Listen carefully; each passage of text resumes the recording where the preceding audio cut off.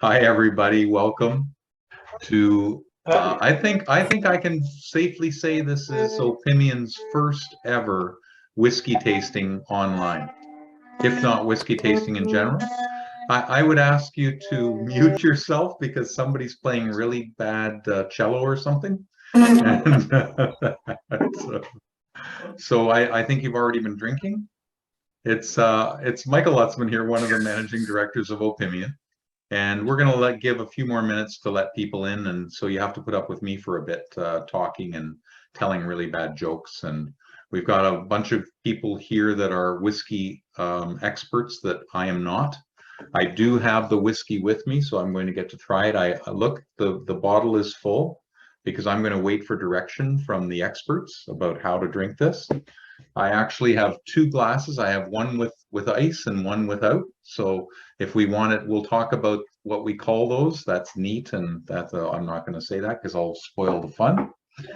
And we've got Kim Chen running the board tonight. Thank you, Kim Chen, for being here. And we're already 7:02. So why don't I start with my bad joke? I've gotten famous for them, or infamous, I think. And my whiskey joke, which I had to look this up because I have lots of wine jokes, but this whiskey joke is, I'd rather be someone's shot of whiskey than everyone's cup of tea. That's a good one. I think that's pretty good. Like, I usually get some groans. Where is Paul when I need him? He's not on here. Okay. So welcome everybody to a tasting of a really special rye whiskey that we are really blessed to have at Opimian. It's called Harris Beach, and we just so happen to have the maker and founder of Harris Beach, Joao Beach, with us this evening.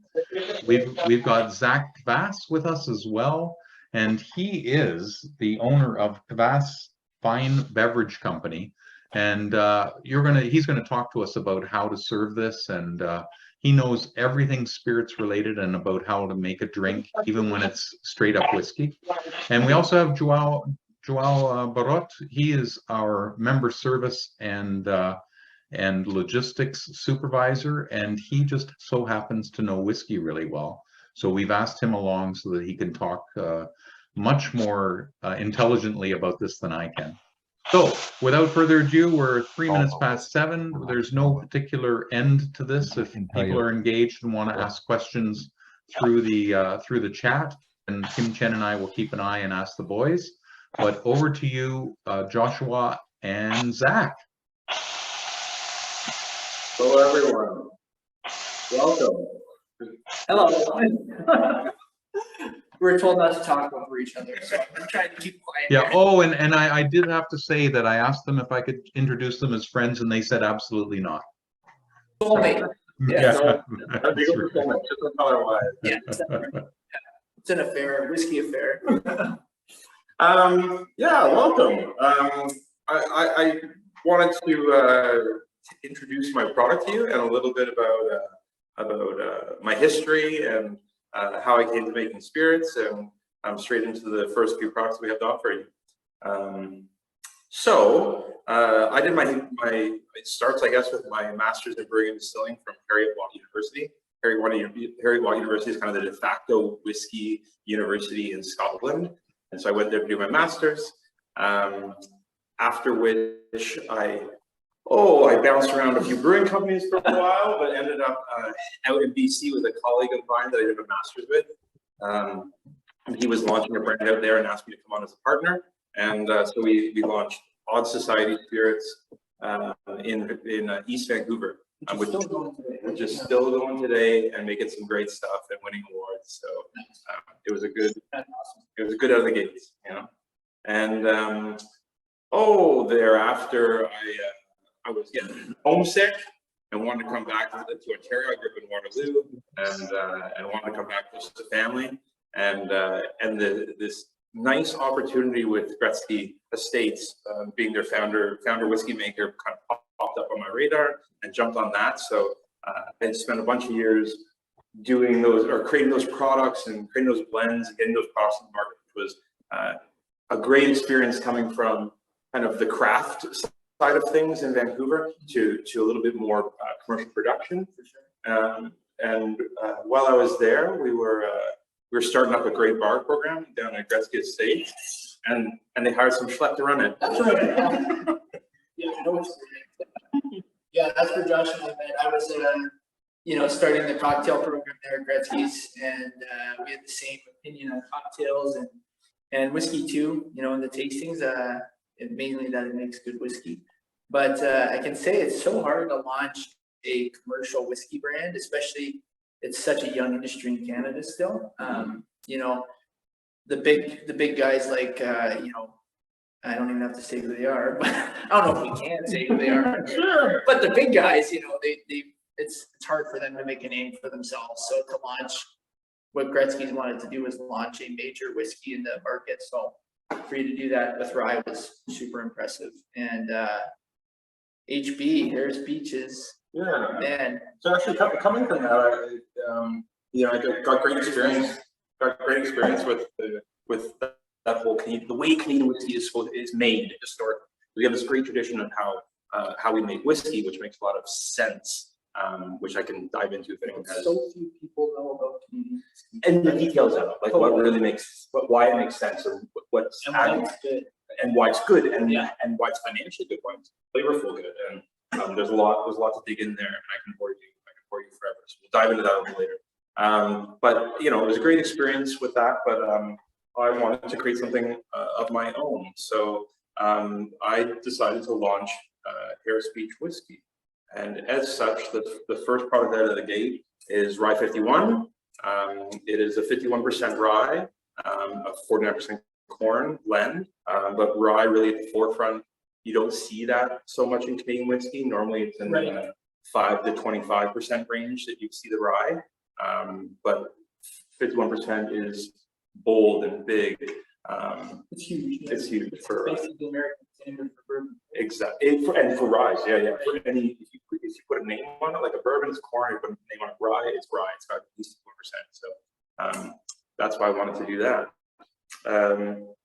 And in Canada too, like that's something kind of interesting. I always found was that, especially as a bartender, people always get confused. They can confuse the terms Canadian whiskey and rye whiskey and assume that every Canadian whiskey is made 100% from rye, which obviously is not true. Right? And technically, you don't have to have any rye in a Canadian whiskey in order to call it rye. Right. And honestly, when I was doing the Gretzky products and going around talking about those products, that was my number one question. Right. What's your percentage of rye? But it actually comes from this kind of false mixing of rules between the Canadian way and the American way that we have to have 51% rye, and that it even really makes sense to have 51% rye is a whole nother topic. Because really it's about what proof do you, without talk, 51% doesn't make any sense until you talk about what the proof is of the whiskey. Right. And if you have a 51% rye where the proof of the rye is really, really weakly distilled, the flavor's all gone. So if you distill it up, really high like a vodka, you can have 100% rye vodka, but it doesn't have that big bold rye flavor. But if you distill it down in the 60s, like I do, down around 64, then you get this huge bold rye flavor, and that can actually make sense that you want to tame this down a bit to balance it back out with a bit more. Right. Which makes total sense, and that's like, I don't know if anyone on here, if everyone has access to a keyboard and speak, but if most people are rye, bourbon, or Scotch drinkers, but rye was something very new to me. Canadian whiskey was very new when I started at Gretzky's, and that was something I always got. People I'm sure ask you too, what's your mash bill? Yeah. And they always want to talk percentages, but I found that really interesting, is that you could have an 80% rye, but if you don't distill it right, you don't get the flavor. Yeah. So, true. And mash bill is another thing that kind of is left over, right? A weird cross-pollination of American and Canadian cultures, where most Canadian whiskey is made with 100% of whatever grain it is, and then distilled and barreled and matured and made into a final product, and then blended with another final product. So 100% corn with 100% rye, or 100% wheat, and then those are blended back together to create a different profile. So instead of blending it at the mash stage or fermentation, you're blending it. Right. So that's what I was going to ask Joshua, was that corn tends to be the biggie, is it? That that when you say that there's often not a lot of rye in a rye, it's often corn? It's often corn, yes. Yeah. But again, it's difficult to say. You can't really say what the corn is unless you talk about what the percent of the corn is. How it was distilled, right? What percent was it? Because you can distill corn like a vodka too, strip all the flavor out of it. But you got to distill it low like a bourbon. Part of the big important rules about bourbons has to be distilled below 80 proof, which keeps a lot of the flavor in. Right. So it's a big rule that people don't talk about. So I think you can't take those rules. That's part of the education I wanted to do, right, with this product. So you can't take the rules and then cherry pick on the rules, because then you don't understand the whole way that product is made, right? The whole reason behind that product is made. So if you pick a rule, you have to go for all those rules, right? Right. And so what I did with this product, so on the back of all my products, I have this QR code, and it has the word transparency over top. And when you click on that with your phone, it'll take you to a link, and I want to give you all those details of, percentages, the things were distilled at, what barrels went in, how long it was aged for, the whole details, so you can get the full story behind that product, and not kind of whitewashed and hidden behind things. So I'm gonna give you that transparency. Right on. I don't know if you noticed when I put this across, but it's no longer full. I couldn't wait, and I've got some with me. I'm enjoying it. So and I actually put it on a bit of ice, and I'm absolutely delighted with it. And I think that's an excellent segue to talk to Joao, who's tried this as well. His bottle has less in it than mine, and he'll talk a little bit about this, and then we'll come back to you for your own tasting notes. Okay? Sounds good. Deal. Well, hi, I'm Joao. So members know me. I've been member servicing with Opimian for a while. And before anything, I noticed that we have AJ here, and I'm a Whisky Ambassador, and AJ was my teacher. So he's muted, and we'll get to talk probably me and him later, but just big hi to you, AJ. Thank you for everything you taught me, and actually doing the exam with you. So indeed, I'm a Whisky Ambassador. I've really specialized in whiskey since, 20 years actually. I absolutely love. We're very welcome, AJ. So yeah, I've been specializing in whiskey for 20 years, and joining Opimian was not just a wine thing. Because I do love wine, but it's also a whiskey thing. And what I love about Opimian is that we cater to that. We cater to the whiskeys, and I'm going to bring in some whiskeys that we actually have that we showcase in Opimian. The Clonacragan has been around for years. The Roselière from France, absolutely amazing whiskey. Then afterwards we introduced the Lothaire. So you're seeing what I'm showing is that we do have a range of that, and then. Yes, my bottle's a little bit lower than yours, Michael. I have been dipping in it. It's true, but it is a really good whiskey, and we'll get to my notes, as you said, after a little bit later. I do want to bring up some quick, because I was listening to you, Joshua, and actually Zach too, and you brought up some really interesting, fun things: mash bill proof, distill proof. Do you mind if we just dive in a little bit into that, and because. Maybe I don't know if all members know what proof means, and you were talking about distilling proof to 80 proof. So I figured, do you want to maybe explain, or do you want me to explain it? Up to you. Yeah, I can dive into that a bit. It's very easy to get into the weeds, and too deep. So I'll try and keep it light and hit things, and then if you want me to dive a little bit deeper, then just say it. Right? Sure. We'll go into it. So the first thing's the mash bill. So that's first thing in the process as we go along is that mash bill. And so that's just really deciding, when you make a whiskey, you mix it in a tank with some water, and then you can decide, do I want to just put, when you mix it in a tank with the water, that's called mashing. And your bill is, what grains you're going to put into that mash, right? Not how much you're paying. Not your big, not your money bill, but your grain. Basically your recipe. And so you're going to put your water, you're going to put your grain, you put so much corn, so much wheat, so much rye, so much, whatever things. I did some oats, you can do triticale, there's all sorts of weird grains you can get into. But the major ones kind of state some rules. And the interesting thing, I don't want to go into don't want to talk too much about American rules. We're not American, we're Canadian, so we'll talk about the Canadian, right? And so the tradition of it is we have typically stuck to, not always, but typically stuck to mash bills that are 100% of that underlying grain, which is really kind of cool because you get the full essence of that grain in one whiskey, right? So 100, as you make a whiskey that's 100% rye or 100% wheat or 100% corn, and you mature that at minimum 3 years in Canada. So you mature that till it's at least 3 years old. You can blend those back together to create a particular profile. So you can say, oh, for this whiskey, I want to do 20% corn and 60% rye and 20% something else. You can choose how that works out. And I kind of like that because it's when I did my master's degree with brewing and distilling, you often talk about late differentiation, and that's one of the real cool things about Canadian whiskey is that as soon as you do a mash bill up front, you're stuck with those grains all the way through to the end product. Right. But if you do them separately, age them through, then you have this warehouse that you can pull from to make. It's like a chef. You have all your spices to make your different whiskeys from. And I see it with the big guys, like you see. I don't want to call out too many names, but you see a dark oak release just get released. They can pivot quickly and release this whiskey quickly because they have this huge inventory of different whiskeys that play with different spices they can. And it gives them different consistency. Yes, absolutely. Because then even between those things, you can blend them back together. Like between the rye barrels, you can blend those rye barrels back together to create a consistent product.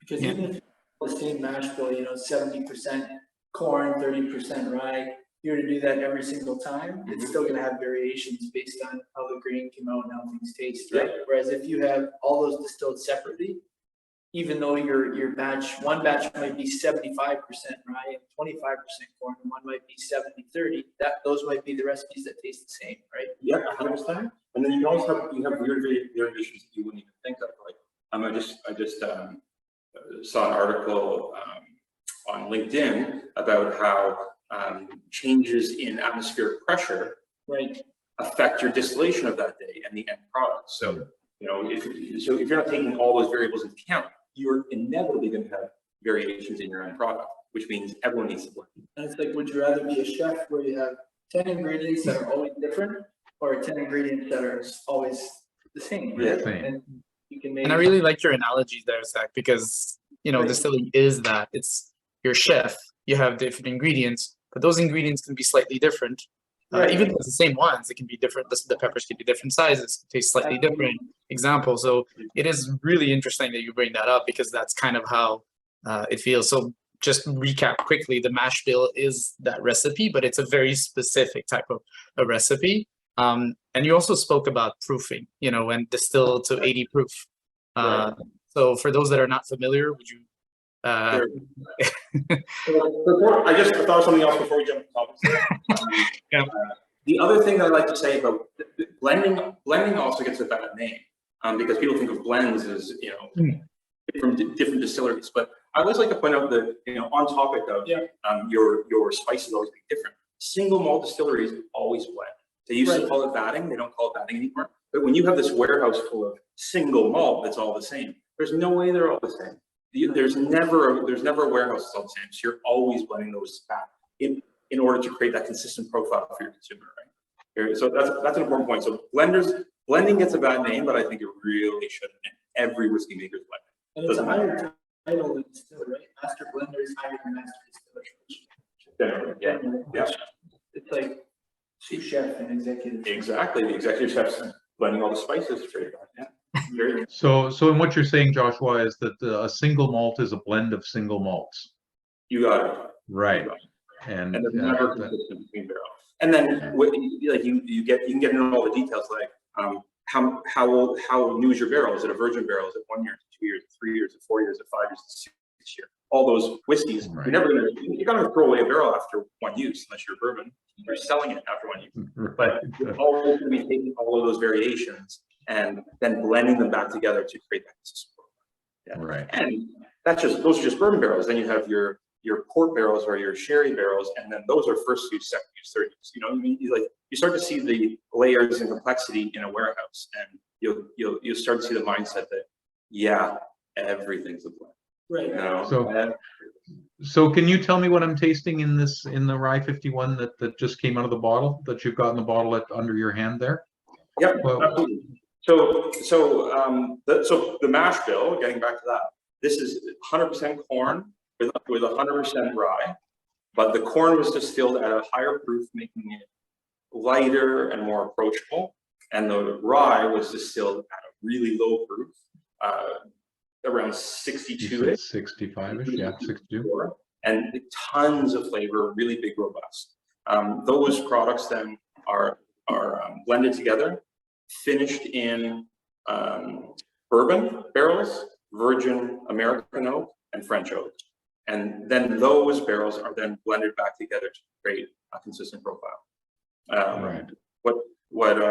What I tried to do here is, of course, when you're doing finishing barrels provide a ton of flavor, and so you're always trying to blend those barrels back with the original spirit that isn't finished, and then you blend that back so that you get a really nice balance between all those flavors, and nothing's lost. And so that's what I jump into with the flavor profile, is that right? And can you give us that flavor profile? What are you smelling? What are you tasting?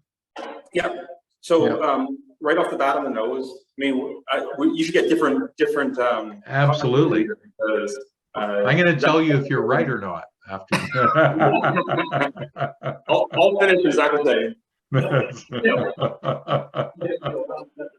Yeah, be like, wrong. Yeah, well, no, that's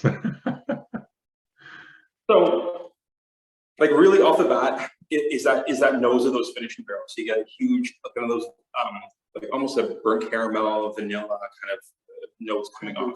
Creme brulee. Oh, I was tasting with a friend just over the weekend, and he said, like, I can't place it. It's almost like Cracker Jacks. Yeah. You know, but he's getting those. Oh, very cool. Kind of flavors, right? And then, and I didn't want to lose the, it's first and foremost to me, this should be a sipper, something that you just really sit back and sip. And so I didn't want to lose that rye. I wanted to be balanced, and so you get the nice intricacies of those two kind of components playing together, the finishing together with that spicy but floral and citrusy rye. So secondary notes coming through on the whiskey, I get a ton of citrus, but more like an orange citrus, florally kind of orange citrus. I almost thought like if you do like a cocktail orange under a torch or something like that, you get a little bit of this. Yeah, like I get that from the profile. Zac differs a little bit. Does the shape of the glass change the taste of the rye? Yes, good question. I saw that pop up. So I actually bought a couple glasses. It does actually change the note. So like you can see more of a standard. Yeah, that's really big. That's that'll take half the bottle. Yeah. Yeah. That's my secret glass. Where's my mug? I wouldn't recommend a mug. A mug, you have those straight sides, and so you're really losing the aromatic. It's a lot like a wine, right? A lot like wine. You want to evaluate different wines in different glasses, but at least in an ISO glass. And an ISO glass I use all the time. Did you say ISO glass? So the 6 ounce, the tasting glass is what you're talking about? Yes. Yeah. Yeah. Okay. And let's not forget Gary. We'll come back to the glass, but Gary asked first about whiskey in barrels. Are they often done in barrels from different spirits, rum, sherry, and etc., that sort of thing? Yes, and exceedingly more. So for finishing. Yeah. Right. So the majority of the whiskeys finished or matured in once, twice, third use bourbon barrels, and a good reason for that as well, because like that bourbon, it can only, one of the rules for bourbon is that it has to be in virgin oak. So one use and they're done with it. But they actually, the really big guys that are smart, they own the forest and the cooperage, and they actually make their own barrels, and they sell them for more than it costs to make them. So it's actually a pretty smart industry. So they sell them all to the rest of the world, and like most whiskeys, that's the majority of your profile, is that once, twice, third use barrel. With rye, often you throw out a bit of virgin oak. It helps to balance out the spiciness of the rye. So usually it's a mix of once used bourbon barrels and then some virgin. That's pretty typical. And then your chance to differentiate, to make something new, that's where that comes into play. So then you can find a cool mezcal barrel or a port barrel. I mean, typically it was where sherry and ports, those were kind of the sweeter notes, but you're getting into some other sweet wines now, or Some big scotch. exactly. So and all of these provide little nuances of flavor on top of that. It's really cool. Right on. So there you are, Gary. And now we'll go back to Randine's question about glassware, because this is called a spy glass, right? It's for spy whiskey. It's from Riedel, and it'll have a very different taste and smell for me than your. Well, I call that a single malt glass that you had in your hand, Right. Right? It's a Glencairn glass. Yeah. It's a Glencairn. Okay. Right. Right. Trademark glass for it. And I really like these glasses, but I'm not super pretentious about it. I think it's good to be pragmatic with your glassware. Whatever you have around. What I do find important and what makes a big difference is, there's a reason why these glasses are good. They have a big, where you normally pour to, it's a big wide open surface area. And then it allows, that big surface area allows those volatiles to come off, just like a red wine, like any wine. All those volatiles come off, and then that tulip shape helps to direct those volatiles upwards your nose. And I'm not really bothered by any of it, right? Like I think you should choose whatever glass suits you. Whatever's handy, like the big jug in front of Zach there. It's fine. Yeah. Right? Or your big coffee mug. That's right. Yeah. Yes. The shape's very similar to ice wine, because it directs the whiskey underneath your tongue, kind of thing, and you don't get as much as the alcohol. But what Josh is saying too about volatiles, there's a big debate as to whether you should swirl whiskey or whether you shouldn't. And I am on shouldn't. I don't know what side you're on, but because everyone, as soon as you get a glass, you want to do this. That's what everybody does in the movies. Swirl it. Oh, this tastes nice. So why are you excited enough? Because alcohol is so light that when you swirl it around, the first thing that flies up is alcohol. Right. Off it And goes. people, that's why spirits get such a bad rap, because people swirl it. And of course, the first thing, it's like a party, and the lightest of the party is the alcohol. So they shoot up your nose first. Yeah. So I like just sniffing it. I do generally agree with that. What my preferred method. Well, I think there's also a difference between if you're evaluating whiskey or if you're drinking whiskey. Right. That makes sense. Right. And I think if you're drinking whiskey, a standard Ross glass is super fun. Like just do that all the time. But if you're evaluating whiskey, maybe you want to open it up a little bit. I choose this. Yeah. And then what I really do is I cover it for a little 5 seconds. Yeah, that does work. Right. And then not even swirling, but then when you come back to it, that whole headspace is trapped with those volatiles. And that to me, you just get that full experience right there with you. For sure. And I think this, and not to go off page, but that's my favorite alcohol percentage. 45? Yeah. It's 45. Yeah. Yeah. That's my favorite. It does provide a little bit more weight behind the whiskey. It works better in a That's right. It holds its own. 43 to 45, I think, is the goal, especially for rye, because it's so spicy. You don't need that extra alcohol to boom it. Bourbon, you can get away with higher alcohol. But why'd you choose? That's a question I have. Am I allowed to ask a question? Why?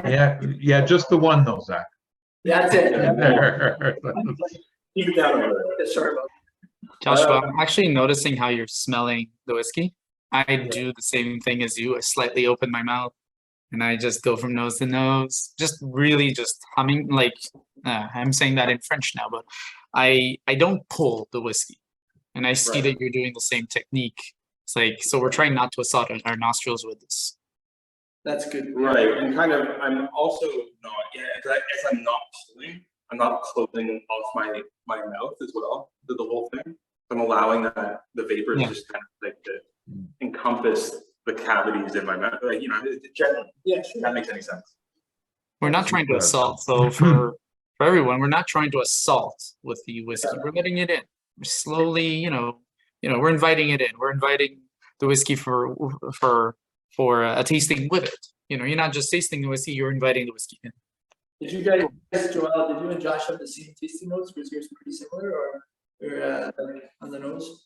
Well, see, that's what I was doing. I was actually having fun in doing both of them because I wanted to see what, like how it would come out for differently for both of them. And on the bigger glass, obviously, there's more of an opening. So I get maple syrup, I get vanilla, I get porridge. So it's a little bit more rounded, sweet. And then as I was smelling it in the Glencairn, I got the spices, I got the floral, I got a little bit of the dried fruits. You know, and but the spices come out, and I think there's a subtlety. And you were talking about citrusy. I did get that, especially at the end. So that's kind of like what was getting into to my nose versus this one here. There's a lot more. The oak comes out, and you know, I'm impressed by the ways of the fact that you guys did three woods on this. I haven't tasted many Canadian whiskeys that had three woods. That's really impressive. I don't know where you got this idea. Kudos. And could you go a little bit more into why you did three, by the ways? I kind of want to know why, like you explained it a little bit, but I want to know a little bit more in depth. Yes, well, I think that it's not really intentional, to tell you the truth. What I'm trying to do is to put away barrels, especially because this is my first spirit, right? So I'm trying to put away barrels that I find interesting, sort of things that I would find interesting. So there's lots of things that cut that'll, you know, a barrel that I'd have to blend away later that I don't think is that interesting, right? Little bits, just get rid of it. But yeah, you play around with a lot of things and you see what works and what doesn't, and in what proportions, right? So going forward, I'll have a lot better idea of what barrels I should be ordering. But in the beginning, really what I did was order a whole bunch of things, try it out, let it go, and then blend together something that I thought was the best finishing profile to complement the natural spirit aromas that are naturally occurring in that whiskey. What's your take on that? Oh, sorry. What's your take on that, Zach? What do you think of the three woods on that? Yeah, I mean, I love it. I think it adds a layer of complexity with the spice and floral. That's when you were getting out with floral. That was for me the most interesting thing on the nose was like that. I was saying to Josh, it's almost like pink peppercorn, Chinese 5-spice. It's almost like salty coriander kind of pepper note on it that I really like, and it's fun because you know it's great to smell. You know, the barrel, like you said, it's beautiful, the caramel and that finishing notes, but to get that extra layer is wicked. And I think that if it was intentional or not, you know, I think your goal was to create something that represented what you wanted it to taste like, right? Yeah. So however you're going to get there, whether it was 2, 3, 5, that's what it took to get there, right? Yeah. Experiment. Which is great. But what I appreciate with all this is, well, first and foremost, what about adjectives 2.0 on Zach? That's fantastic. But I do appreciate that you guys are getting the fact that, of course, that there's this tiered multi-layer to the whiskey. That one thing isn't encroaching too much on the other thing, right? And that's me. Like we talked, when we first met each other, all we talked about was balancing cocktails or balancing spirit or balancing your food. You know, like everything that's going, you know, up to your sensory, it has to be balanced. So I really appreciate that. And then, Joao, I also really appreciate for mentioning the dried fruits. Yeah, because my 3 layers that I talk about are kind of like the oak descriptors, the rye spice, citrus descriptors, and also that oxidative kind of note coming through at the end. Yeah. It's delicious, and of course having the balance between the 3. I think is the most important. That word is really interesting that you're saying balance, because that's often what I search for in everything I drink. You know, I was going to say wines, but I actually search for the same thing in spirits. And I do find your whiskey is very balanced, and I can feel it just from the nose all the way to the palate. There's a balance, there's a follow up, and you can feel the layers. It's really quite interesting how it's done. So, Michael, did you get the same notes? I actually did. I did. And had you asked me, you know, it's really interesting, and the same with wine. if you're given the hint of what's there, you get it. So I've done an essence tasting where there are 300 snifters on the table, and you get to compare the wine to it, and that's so much easier than if you're doing it blind, right?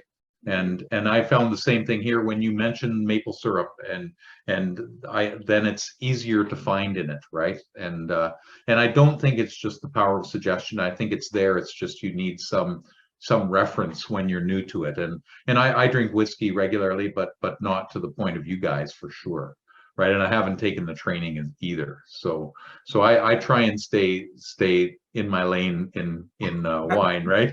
And before we do a cocktail with Zac, I really did want to go, in case people are needing to go off. We've been talking a lot, and it's great. It's been really interesting, but I wanted to make sure we go through the lots that are available tonight. So and Kim Chen, you can put those in the chat for me. But on the page 2-3, you're not only are you on the cover, Joshua, but you are also the feature on page 2 and 3. Yes, look at that. There he is in his field of rye. Is there a song about that? Yeah, no, that's and that's right.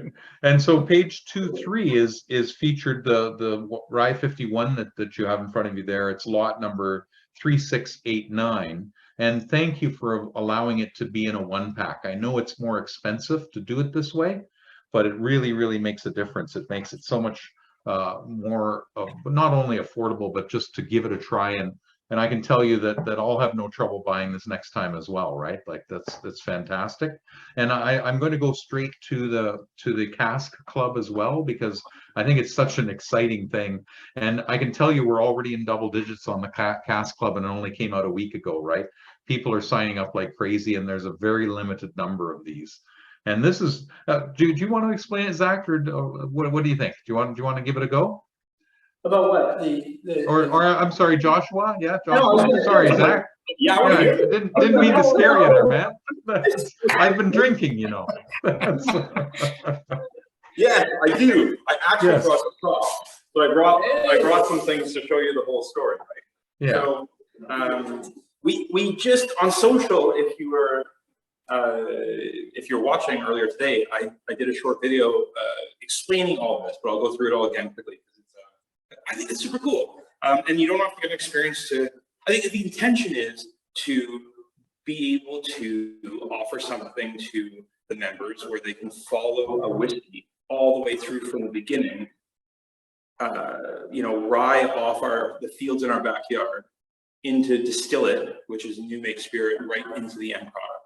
And so that's what we've kind of put together as a great offer. So first and foremost, when you sign up, out of the gates, you'll get Rye 51, of course, because that's the flagship product. And then within that first year, the rye that I was talking about in our backyard has already been harvested. We're just in the process of getting it milled and distilled. And as soon as that's distilled, we'll be sending you a 200 ml sample of new make spirit. So that just means new make, meaning freshly made off the still, hasn't touched the barrel, no oak, and hence the clear color of the thing.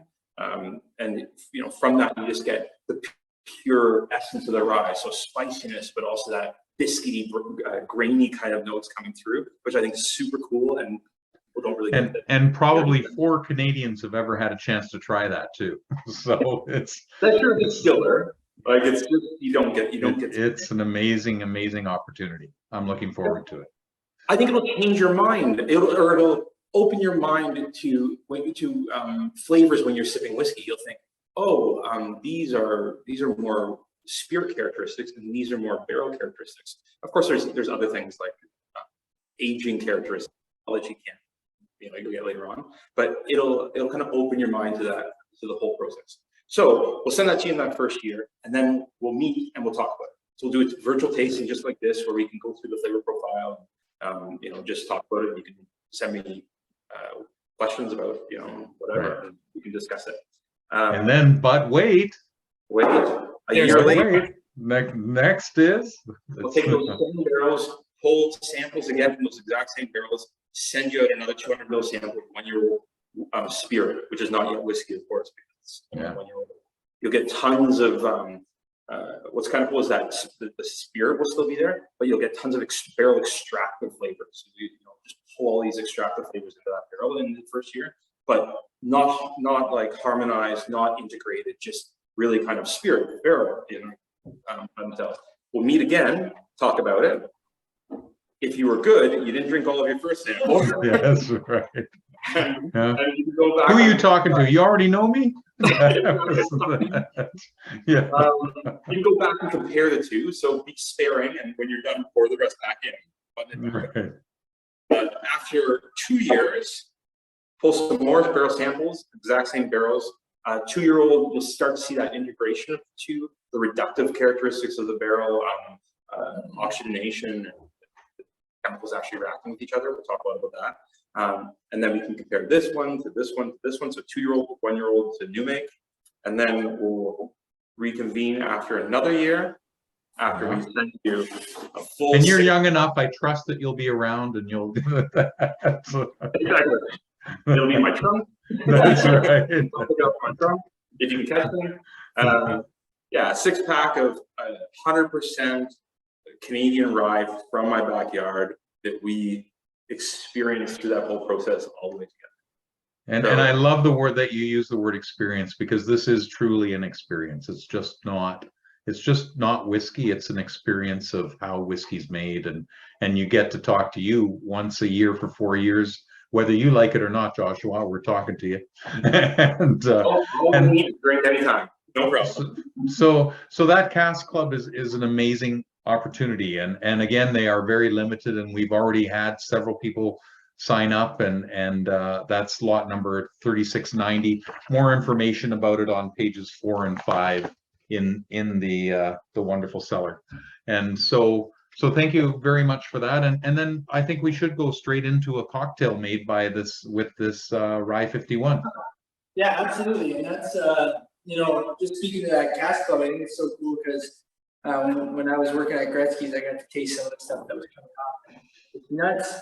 You assume stuff comes out with color, but you can put beet juice into it still, and it comes out clear as day. So Incredible. taste something that has flavor and no color is crazy, because then you get to see, after you taste this, everything's barrel, right? It's like barrel and blending. Or the chemical interaction between the two. Right. That can happen. That's crazy. Which is super cool. Well, really cool thing to do. In terms of cocktails, I mean, rye is something you don't see a lot in the cocktail world. You see a lot of bourbon, you see a lot of scotch, and rice. It used to be in a lot, and it's coming back. But whiskey and cocktails, I always say to people, is a lot like, for me, tomatoes. I don't love tomatoes on their own, but in a sauce or in a sandwich, I love them. And if you don't love whiskey on its own, which most people here, I hope you do, but you'll love it in a cocktail. There's so many different ways to taste whiskey in cocktails. And what's going on in the cocktail world right now is a resurgence of classic cocktails, but also really kind of oddball cocktails, because cocktail culture is more popular than ever. If you survive the pandemic, which if you're here, you are, so congratulations. But you'll notice that Stanley Tucci and Meryl Streep, everyone's making cocktails. I don't even get TikTok, and I should. I'm 30, but I exert my dad right here by not being on TikTok. But TikTok is such a, cocktails have become so popular. And with that popularity, everyone's trying to create something new or go back to what was good. And with rye, there's a few cocktails that came to mind for me. Has everyone on here had a cocktail? I hope. Raise your hand or type in. Thank God. Yeah. Joao, I hope you have had one. How about both hands? That was, there we go. Yeah. I was gonna say, I think I have a whole bar. Yeah. But cocktails, where they come important is during Prohibition, Canadian whiskey was was shipped to the United States, and they would take that barrel and stretch it out with nail polish remover and acetone, whatever else they had handy, and take one barrel and turn it into 6 barrels of crap. And that was the representation of Canadian whiskey in Prohibition, which was brutal. And it was bartenders' jobs to take that whiskey and turn it into something good. So the benefit was we saw this great surge of flavor and of of cocktails. The downfall was we're still recovering from that, and God bless, we've got some great Canadian whiskey now. Right on. So cocktails like Manhattans, whiskey sours, Negronis, we're all starting to gain popularity. And with rye, one of my favorite cocktails is an offbeat one called the Trinidad Sour. And I've already made it here, so we're not shaking and causing any noise on the camera. But a Trinidad Sour combines, if anyone's familiar with Angostura bitters, you can get them at the grocery store. And even though they're 40, 50, I think 45% alcohol. There we go. Even though they're 45% alcohol, they're still considered a food. So anybody could buy these. Your kid won't buy these at the grocery store. You might look at them a bit funny, but you can. And you can't get Harris Beach at the Zayre store. Just so you don't have to. But Angostura is very bitter. So this is one of the only cocktails that typically calls for an ounce and a half of Angostura, a half ounce of rye, 3/4 ounce lime juice or lemon juice, and simple syrup. And with Josh's whiskey, because it's so beautiful and it's already got some nice spice to it, we don't want to bury that under Angostura. So all I did was flip the ratios. So we took the Trinidad Sour classically and changed it over to an ounce and a half of rye, half ounce of Angostura, a half ounce of lime juice, and an ounce of simple syrup, my whiskey sour syrup that we make. And we got something that was really beautiful. It's I'll let you taste. You can have a try. It's garnished it with a dehydrated orange there. But it's a if you like a Negroni, this is the whiskey equivalent of a bitter cocktail. Wow. It's nice. I know. I thought it's the same color as your beer too. And with your permission, Zach, we'll send that recipe out to the people that signed up for this tonight. So so you'll be able to get that. So you don't have to write it down or have him repeat it. What's in it? So, no problem. Yeah. I'm jealous. You know, we talked about me being down there with you guys for this one tonight, and now I'm wishing I had done. That's too bad. Get that going on year 2 or year 1. There wasn't enough cocktail for you. That's right. Yeah. And I see some people are signing off, so I really wanted to make an offer that nobody can refuse. You have to be an Opimian member to be able to order Harris Beach, both the Rye 51 and the Cask Club. So we're offering a complimentary membership, a trial membership to anyone who wants to buy the whiskey. And all you need to do is go to opimian.ca, join the club. And when you do that, at the promo code, enter HBS, which means Harris Beach Spirits 22. And we'll put this, Kim Chen, if you can write that in the chat. And then if you put that in the promo code, then you'll be able to sign up for nothing. And then you can order the Harris Beach whiskey or the Cask Club. All right, and Joshua, we noticed that you've been putting this out on social, and we want, if you don't mind putting that out, I'll send you an email, and you can offer that to all the people following you on social as well. Okay. Perfect. 100%. Yeah. No, that's great.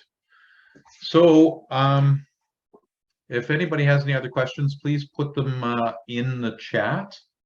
Otherwise, we might let these gentlemen get back to drinking.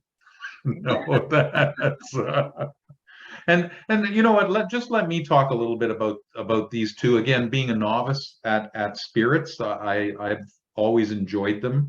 So I've done it both on the rocks and neat, and found them completely different.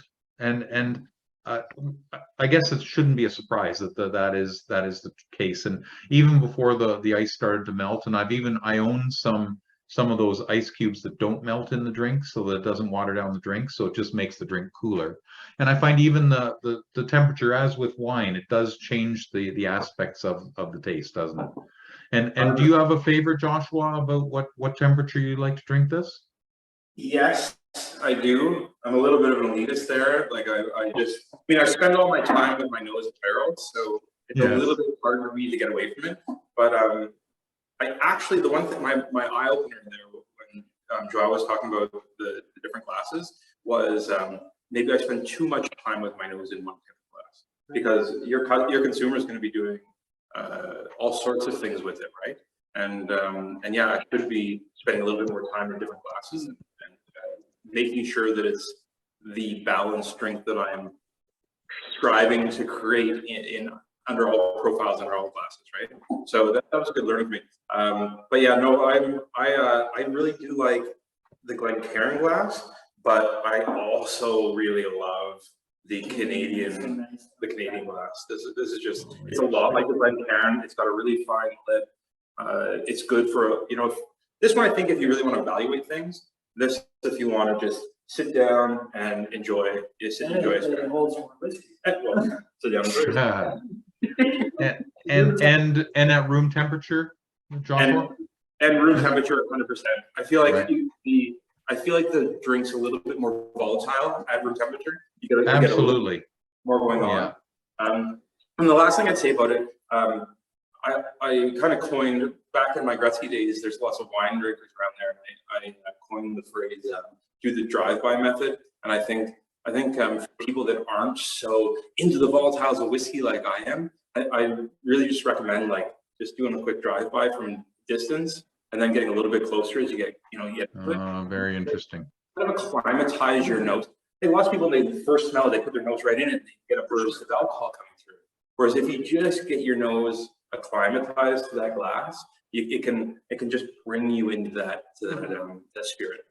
Very interesting. Yes, and I noticed in the chat here, Randine has put up a very good point, is that if you sign up for the Cask Club, we are also extending the membership by 12 months. It's included in the Cask Club. So Randine, you would get another 12 months of membership, which is worth a year's dues, of course. And anyone who wants to join Opimian and join the Cask Club will do so without paying any dues. So that's an important point. Yes. Yeah, we want everybody to try this whiskey. And that's for sure. That's right. And I'm so delighted that I had the opportunity to be one of the first to do so. So thank you very much for that opportunity, gentlemen. Thank you for joining us this evening. We really appreciate that.